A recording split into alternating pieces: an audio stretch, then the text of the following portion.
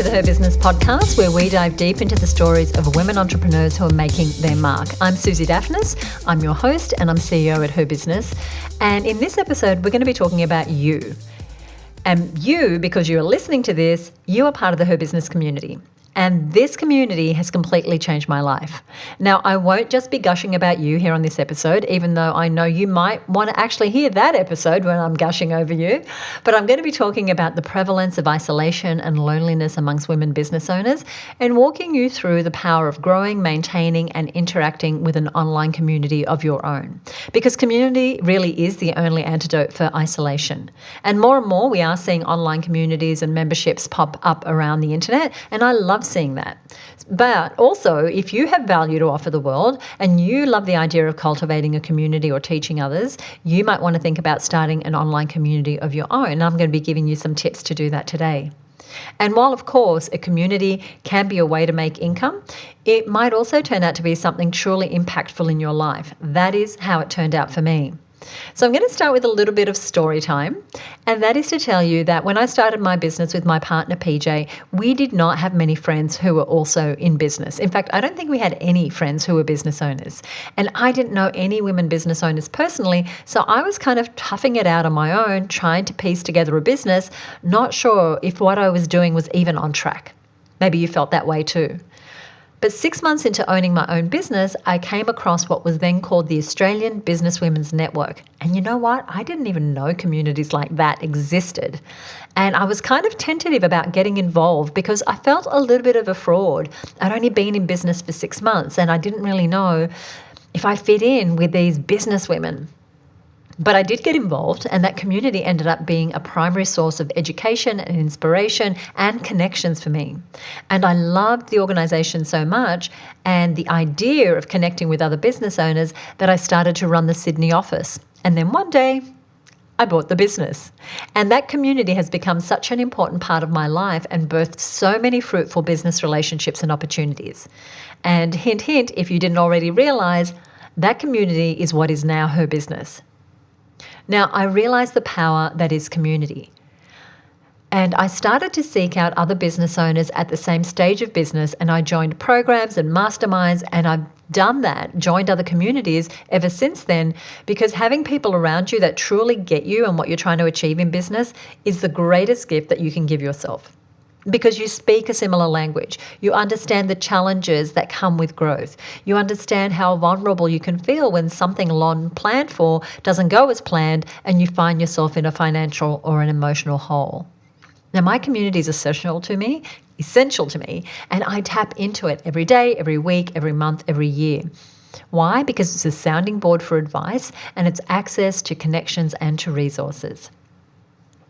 So think about your industry, whatever it might be, and think about how you felt just starting out in business. Now, I read a Forbes article recently that talked about the loneliness of being an entrepreneur.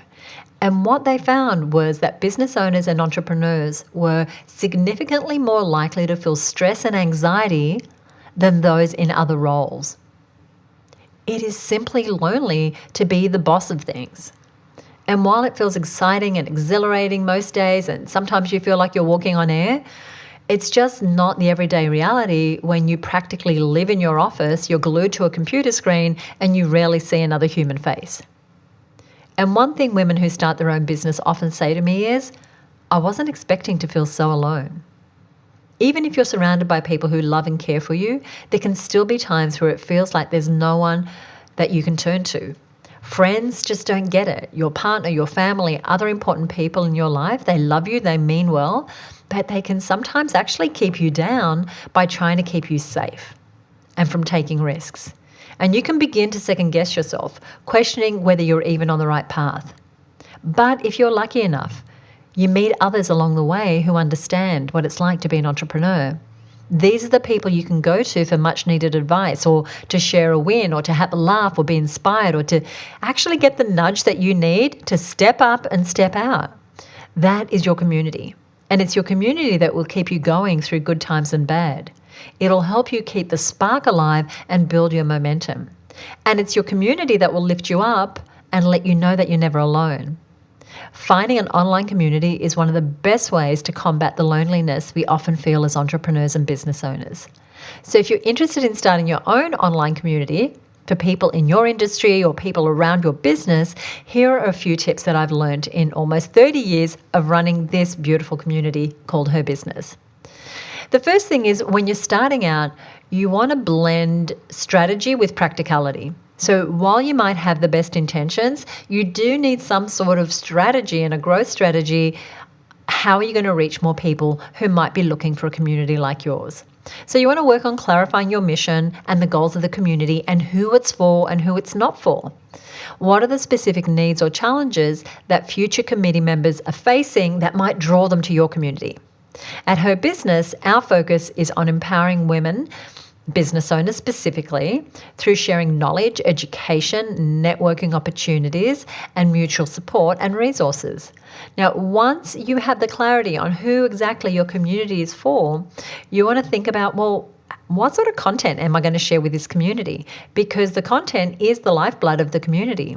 Whether that's offering valuable resources, encouraging discussions, finding ways to collaborate and engage with community members, it's not a build it and they will come kind of thing. Having a community is quite a responsibility and requires you to publish content. So whether that is social posts or emails or newsletters or whatever it is that's going to keep you in touch with that community.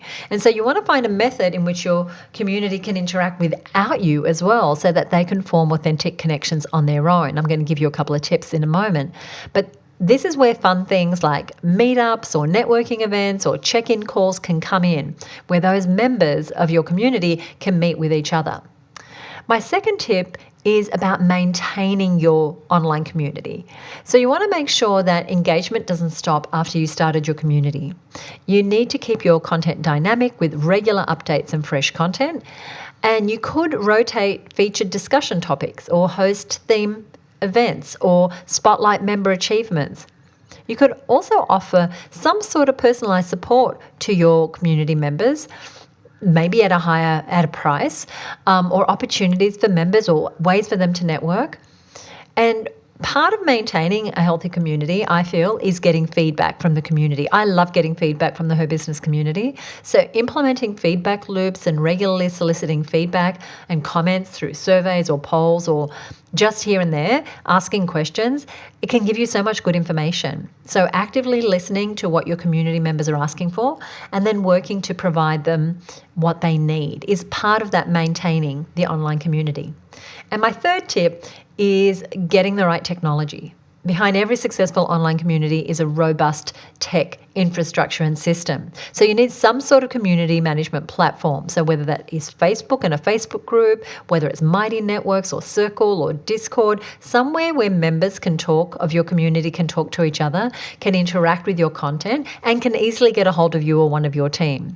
So having features like discussion threads or event scheduling or even a member directory are really essentials in my book. And you need tech also for that content creation and distribution so that you can get your valuable information to your community. So that could include, running online programs through Zoom or Google or having some sort of space. Maybe it's a blog or whether it's an email that goes out regularly with updates. So you want to think about what is the technology that I'm going to need to have in place in order to run this community. And on top of that, of course, if it's a membership, then you might want some membership software that's slightly different. But otherwise, if you're just running an online community, you still might want to have some things that are automated and some things that are systemized so that you don't have to be doing all the doing. Now, I know that you're probably thinking, this already sounds like a lot, Susie. And I'm not going to lie to you, it is a lot to manage an online community. And maybe you think I'm a little crazy for deciding to buy Her Business and make this my full-time passion project. But anyone who runs a community like Her Business will agree with me, it is so worth it. Every email, every annoying tech issue, every task that I or the team needs to do, because nurturing a community has become one of the most meaningful parts of my life. I love this community of women so much, and for almost 30 years, they have been my highest priority. because I have been in their shoes. I'm still in their shoes many days.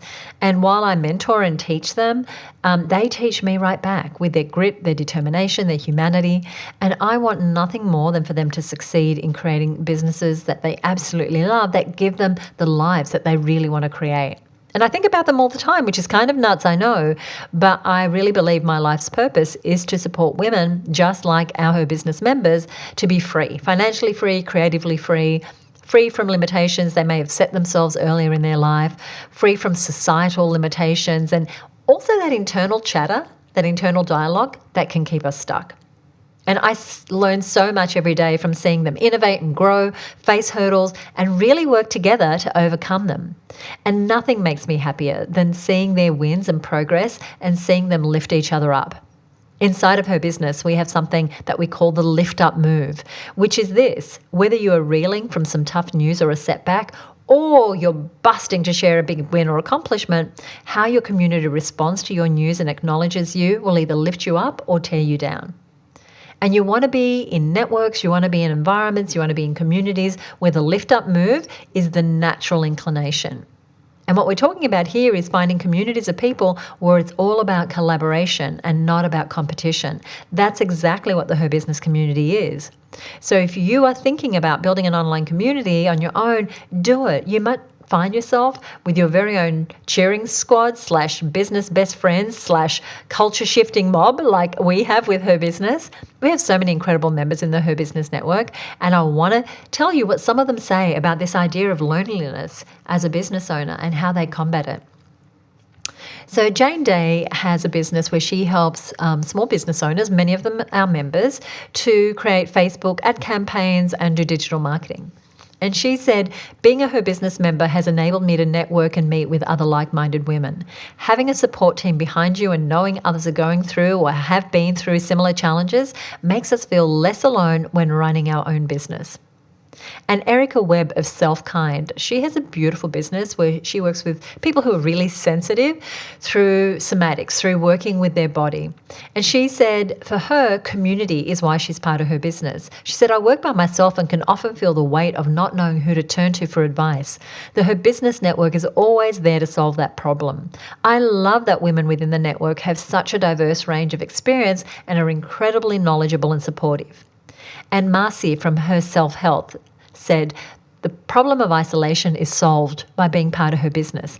It provides me with an opportunity to create connections and a support network of like-minded professionals. She said, I found Her Business in early 2020. I just started my business and everything suddenly stopped when COVID hit.